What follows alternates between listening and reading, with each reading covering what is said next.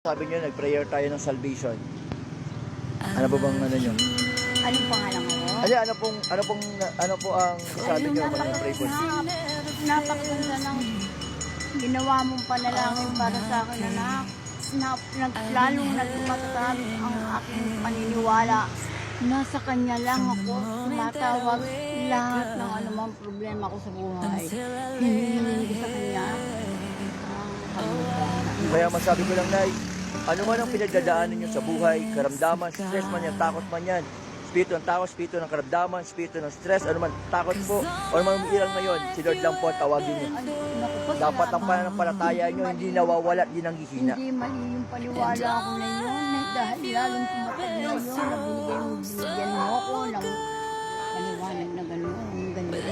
Nasa kanya lang ako dapat talagang Kaya po. tumawag. Sige, maraming salamat. Tandaan nyo na, yung binigay ko sa inyo, kay Lord galing yan, hindi sa akin, instrumento lang po ako. Sana ibili nyo po yan ng pagkain, no? Sa pagkain nga, anak, lalo mo paghanap mo sa akin, patay na nga. Sige, Nay. O sige, Sige po, salamat po. Hari na wala. Bahain ka. Wala ngayon. Nay, dumadaan na naman, Nay, kay Lord ka magpapasalamat. Thank you, Lord.